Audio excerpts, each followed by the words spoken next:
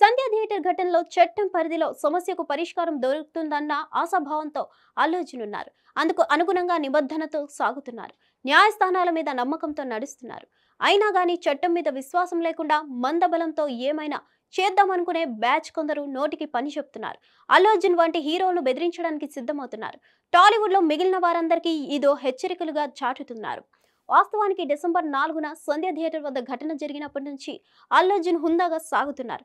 పోలీసుల ఆదేశాలకు అనుగుణంగా సినిమా థియేటర్ నుంచి బయటకు వెళ్లిపోయారు. ఆ తర్వాత రేవతి మరణవార్త తెలియగానే స్పందించారు. ఆసుపత్రిలో ఉన్న బాధితుడి ఆరోగ్యం కోసం ఎంతో శ్రమించారు.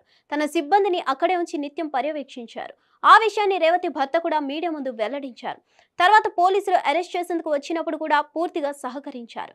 కోర్టు ఆదేశాలను పాటించి రిమాండ్ నుంచి విడుదలైన తర్వాత కూడా బాధితురాలికి భరోసా కల్పించడం తప్ప చట్ట వ్యతిరేకంగా వ్యవహరించడానికి సస్సేమిరా అన్నారు. తన తండ్రిని ఆసుపత్రికి పంపించి శ్రీతేజ్ విషయం ఆరా తీశారు.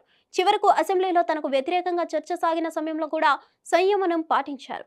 తన మీద దాడి జరుగుతుందంటూ వెల్లడించారు. తదుపరి పోలీస్ విచారణకు నోటీసులకు అనుగుణంగా సాగారు. చెప్పిన సమయానికి చిక్కడపల్లి పిఎస్కి చేరుకొని విచారణ ఆద్యంతం పోలీసులకు సహకరించారు. మొత్తం ఈ ఎపిసోడ్లో మొదటి నుంచి చట్టానికి లోబడి ప్రవర్తిస్తున్నారు అల్లు అర్జున్. ఎక్కడ ఎవరు ఎంతగా నిందించి ప్రయత్నం చేసినా నేరుగా తన ఇంటి మీదనే దాడికి దిగిన పల్లెత్తు మాట కూడా లేదు. పైగా బాధితురాలి బిడ్డను తన బిడ్డతో పోల్చి అన్ని విధాల అండగా ఉంటామన్న మాట చెప్తూ వచ్చారు. ఇలా ఈ విషయంలో అత్యంత హోందాగా సాగుతున్న ఐకాన్ స్టార్ తీరును అందరూ గమనిస్తున్నారు. ఆయన వ్యవహార శైలిని అభినందిస్తున్నారు. సినిమాల్లోనే కాకుండా నిజ జీవితంలోనూ నిబద్ధత ప్రదర్శిస్తున్న వైనం గుర్తిస్తున్నారు.